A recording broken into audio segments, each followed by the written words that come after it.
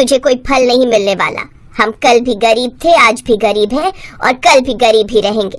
बल्कि तू ऐसे रोटियां बनाकर दूसरों को खिलाकर अपने घर में ही अनाज कम कर रही है। तू तो ऐसे करती है जैसे तू बहुत लखपति हो। ये तो वो कहावत हो गई, घर में नहीं है दाने, अम्मा चली भुनाने। माँ जी, मैं व्यर्थ का दिखावा नहीं करती हूँ। मैंने रूखी सूखी रोटी बनाई है, वही अम्मा को दे रही हूँ। कोई पूरी पकवान नहीं बनाए। अक्सर इस सुजाता का मन अपनी सास के तानों के कारण बहुत खराब रहता था। सुजाता का पति मोहन गांव के सेठों के खेतों पर नौकरी करता था, जिसके उसे बहुत कम पैसे मिलते थे। मेहनत करके दिन भर में सेठ लोग उसे मुश्किल से 50 रुपए या फिर हद से हद 60-70 रुपए तक ही देते थे। महंगाई के जमाने में ये पैसे पूरे नहीं पड़ पाते थे। फिर भी सुजाता के चेहरे पर हमेशा सुकून रहता था, क्योंकि वो भगवान पर बहुत विश्वास रखती थी और सदैव अच्छे कर्म करती थी। वो कभी किसी का बुरा नहीं सोचती थी। एक दिन सुजाता अपने दोनों बच्चों ज्योति और मोनू के साथ बाजार से लौट रही थी। तभी सड़क के किनारे एक बूढ़ा आदमी टमाटर से भरी बैलगाड़ी लेकर जा रहा था। अचानक उसका बैलेंस बिगड़ा और टमाटर की भरी हुई गाड़ी पलट गई। उस समय सड़क पर कोई भी नहीं था। हे भगवान, ये क्या हो गया? मेरी तो पूरी गाड़ी उलट गई। इतने टमाटर अकेला कैसे गाड़ी में वापस भरूं? घबराओ नहीं बाबा, मैं तुम्हारी मदद करती हूँ। ज्योति, मोनू, चलो बच्चों, जल्दी जल्दी इनके टमाटर वापस गाड़ी में रखवा देते हैं। टमाटर सड़क पर इधर उधर दूर दूर तक बिखर गए थे। सुजाता ने अपने बच्चों के साथ मिलकर उस बूढ़े आदमी के सारे टमाटर बटोर कर जल्दी जल्दी गाड़ी में वापस भरवा दिए। बहुत बहुत धन्यवाद बेटी, तुमने तो सारे टमाटर गाड़ी में वापस भरवा दिए। मैं तो अकेला इतना सब कर ही ना पाता। मैं तो बहुत घबरा गया था। मुझे ये सारे टमाटर शहर की मंडी में लेकर जाने हैं। अगर एक भी टमाटर खराब हो जाता तो मालिक मुझ पर बहुत गुस्सा होता। जीते रहो बेटी, सदा खुश रहो। आपने आशीर्वाद दिया, मुझे बहुत खुशी है बाबा। अच्छा, हम चलते हैं, आप भी आराम से जाना। हाँ, रुको बिटिया, तुम्हारे पास ये थैला है ना? लाओ जरा थैला मुझे दो। सुजाता थैला बूढ़े आदमी को दे देती है। वो बूढ़ा आदमी थैले में टमाटर भरकर सुजाता को दे देता है। बेटी, ये टमाटर तुम्हारे लिए। पर बाबा, आपके टमाटर कम हो जाएंगे। कोई बात नहीं बेटी, जितने टमाटर कम होंगे उतने पैसे मैं अपनी कमाई से कम करवा दूंगा। तुमने जो मेरे लिए किया है उसके बदले एक पिता की तरफ से अपनी बेटी को उपहार में ये टमाटर है। ज्यादा नहीं तो इतना तो मैं कर ही सकता हूँ ना बेटी। धन्यवाद बाबा। सुजाता टमाटर से भरा थैला लेकर बच्चों के साथ घर आ जाती। अरे सुजाता, इतने सारे टमाटर ये तुम कहाँ से खरीद लाई? सुजाता इससे पहले कुछ बोलती दोनों बच्चों ने ही अपने पिता को सारी बात बता दी। पापा, पापा, सड़क पर एक बूढ़े बाबा के टमाटर गिर गए थे। हमने उनके टमाटर वापस गाड़ी में रखे तो उन्होंने ये बहुत सारे टमाटर माँ को दे दिए। हाँ, सड़क पर बहुत दूर दूर तक टमाटर बिखर गए थे। हमने सारे टमाटर बटोर कर उनकी गाड़ी में डाले। अच्छा, तो ये बात है। चलो अच्छा है, कुछ तो ढंग का काम करके आई, वरना दूसरों की मदद करके खाली हाथ ही लौटती है। सुजाता को पता था उसकी सास ऐसे ही बात करती है, इसलिए वो कुछ नहीं बोली। उसी शाम आसमान में काले बादल छा जाते हैं। ऐसा लगता है मानो बारिश होने वाली हो। थोड़ा तेल और बेसन रखा है क्या? बारिश का मौसम है। मैं सोच रहा था आज रोटी रहने देते हैं, थोड़े पकौड़े ही बना लो। बेसन तो रखा है, थोड़ा तेल भी है, पर पकौड़े बनाऊं किसके? आलू प्याज तो घर में खत्म हो रहे हैं। या तो रहने ही देते हैं पकौड़े। कोई बात नहीं, जो रखा है वही बना ले। मोहन ने बहुत दिल से पकौड़े बोले थे। सुजाता सोचने लगी कि आखिर वो पकौड़े किसके बनाए। तभी उसकी नजर टमाटर से भरे थैले पर जाती है और उसके दिमाग में एक आइडिया आता है। सुजाता थैले में से कुछ टमाटर निकालती है, उन्हें गोल गोल काटकर मसालेदार बेसन के घोल में लपेटकर गरम गरम टमाटर के पकौड़े बनाने लगती है। सुजाता, तुम तो कह रही थी आलू प्याज खत्म हो गए हैं, फिर ये पकौड़े? ये टमाटर के पकौड़े हैं, खाकर बताओ कैसे बने हैं। अरे टमाटर के पकौड़े, अरे वाह, ये तो तुमने कमाल कर दिया। ये तो खाने में बहुत ही स्वादिष्ट है। सुजाता उस दिन सबको करारे करारे टमाटर के पकौड़े बनाकर खिलाती है। सबको टमाटर के पकौड़े बहुत बढ़िया लगते हैं। रात को सोते सोते सुजाता के दिमाग में कुछ चल रहा था। अगले दिन जब वो सोकर उठी तो मोहन से बोली, सुनो, कल रात मेरे दिमाग में एक बात आई थी। हमारे गांव में सब जो भी पकौड़े बनाते हैं वो आलू, प्याज, मिर्ची या फिर पनीर के होते हैं, पर टमाटर के पकौड़े कोई भी नहीं बनाता।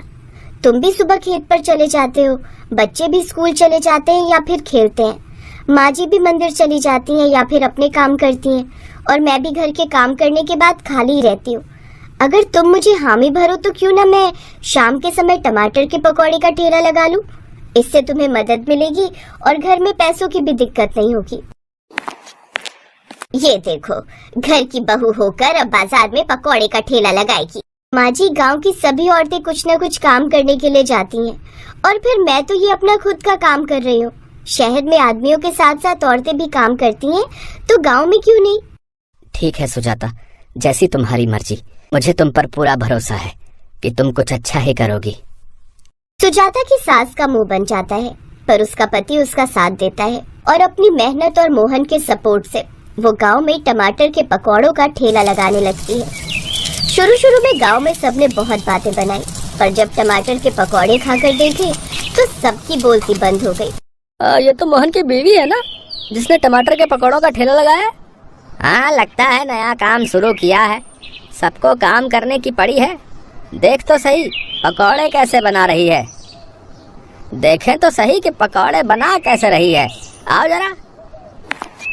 अरे सुजाता भाभी, लगता है नया काम शुरू किया है? जरा एक दो पकौड़े खिलाकर दिखाना। सुजाता जानती थी ये गांव के वही लोग हैं जो बातें बनाते हैं, तो सुजाता ने भी समझदारी से काम लिया। भैया, पकौड़ों की प्लेट 20 रुपए की है, मैं इसे चखने को नहीं दे सकती, आपने खाने हैं तो पैसे दे दो। सुजाता जानती थी ये गांव के वही लोग हैं जो मुफ्त का खाने वाले हैं और उसको बिना पैसे दिए ही खाकर चलते बनेंगे, पर सुजाता ने उन्हें ढील नहीं दी और पैसों के बदले ही पकौड़े दिए। सुजाता टमाटर के पकौड़े बहुत ही स्वादिष्ट बनाती थी, ये बात सभी गांव वाले जानते थे। धीरे धीरे सुजाता के ठेले पर ग्राहकों की भीड़ लगने लगी। सुजाता के पास आज जो भी था वो सब उसके अच्छे कर्मों का फल था, जो उसे ईश्वर से प्राप्त हुआ था। रजनी का पति राजेश एक फैक्ट्री में नौकरी करता था। घर में उनके अलावा उसकी सास और छोटी ननद थे। रजनी, मेरा रोटी का डिब्बा दे दो, मुझे आज फैक्ट्री जल्दी पहुंचना है। आज मालिक ने बड़ी नई मशीनें मंगवाई हैं, तो सबको जल्दी आने के लिए कहा है। राजेश बेटा, सुमन के लिए पंडित जी एक रिश्ता बता गए थे, मैं सोच रही हूँ बात कर लेते हैं। ठीक है माँ, इस सोमवार मेरी छुट्टी है, लड़के वालों को घर बुला लेंगे। क्यों रजनी, तुम बताओ। हाँ ठीक रहेगा, मैं घर पर ही कुछ अच्छा खाने का बना लूंगी। ये बढ़िया बात है। अच्छा, मैं चलता हूँ।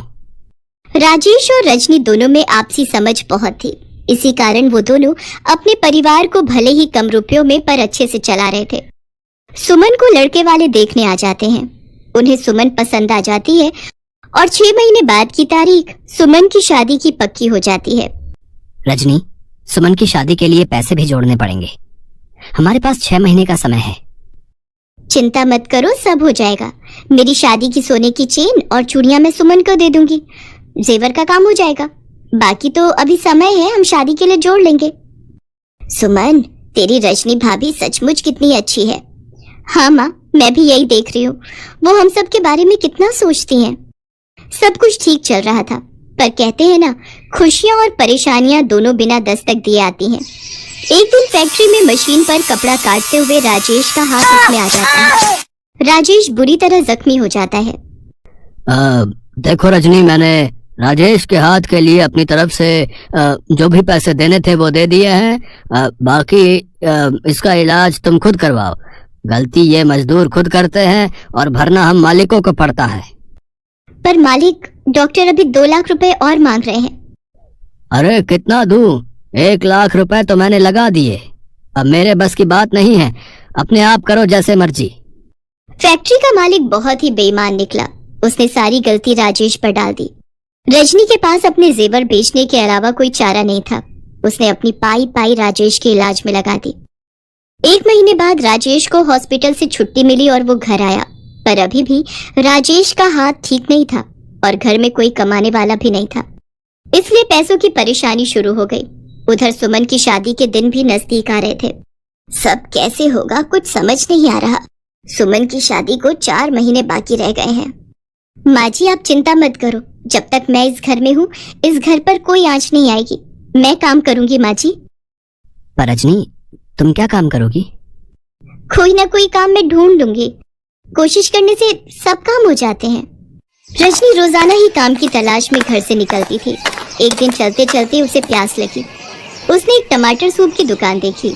रजनी ने वहां से पानी पिया। कुछ देर वो टमाटर सूप बनाने वाले को सूप बनाते हुए देखती रही। दुकानदार गर्म गर्म टमाटर सूप कटोरे में डालता, उसमें ब्रेड के टुकड़े डालता और क्रीम मिलाकर ग्राहकों को बेच रहा था। रजनी को ये काम बहुत ही आसान लगा। ग्राहकों की भीड़ भी सूप की दुकान पर लगी हुई थी। अगर मैं भी टमाटर सूप का ठेला अपने मोहल्ले के पास लगा लूं तो ये सूप बनाना तो बहुत ही आसान है। राजेश अभी कुछ समय और काम पर नहीं जा पाएंगे। मुझे कुछ तो करना ही होगा। आगे सुमन की शादी भी करनी है। सब बातें सोचती हुई रजनी घर आती है और राजेश से इस बारे में बात करती है। राजेश मान जाता है। रजनी के पास उसका मंगलसूत्र रखा था। पहले तो उसे देखकर रजनी की आंखों में आंसू आ जाते हैं, पर वो मजबूर थी। उसके पास पैसे नहीं थे, इसलिए वो एक सुनार को अपना मंगलसूत्र बेचकर 5,000 रुपए ले आती है। उन रुपयों से रजनी सूप बनाने के सारे बर्तन और सब्जियां खरीद लेती है। राजेश एक व्यक्ति को जानता था जो ठेले किराए पर देता था। अब रजनी को बस सूप बनाना शुरू करना था। रजनी सारी तैयारी के साथ भगवान को याद करके अपना टमाटर सूप का ठेला मोहल्ले में लगा लेती है। धीरे धीरे ग्राहक रजनी के ठेले पर टमाटर सूप पीने आने लगे। शुरू में उसकी कमाई थोड़ी होती थी, पर जैसे जैसे रजनी ने टमाटर सूप और स्वादिष्ट बनाना शुरू किया तो ग्राहक बढ़ने लगे। रजनी बहू, अगले महीने सुमन की शादी है। मैं सोच रही थी कि कुछ खरीदारी शुरू कर देते। माँ जी आप चिंता मत करो, मैंने 5 लाख रुपए की एक कमेटी डाल दी थी। इस महीने मैं वो कमेटी उठा लूंगी, फिर हम आराम से सुमन के लिए जेवर और कपड़े खरीद सकते हैं। बाकी रोजाना की कमाई से भी कुछ न कुछ बचत हो ही जाएगी। रजनी, तुम जैसी बहू पाकर हम सचमुच बहुत धन्य हो गए। तुमने इतनी परेशानियों के बावजूद भी हिम्मत नहीं हारी, बल्कि टमाटर सूप का काम शुरू किया। माँ जी, ये तो आपका और भगवान का आशीर्वाद है जो मेरा काम इतना चल पड़ा। अब आप चिंता मत करो, हम बहुत धूमधाम से सुमन की शादी करेंगे।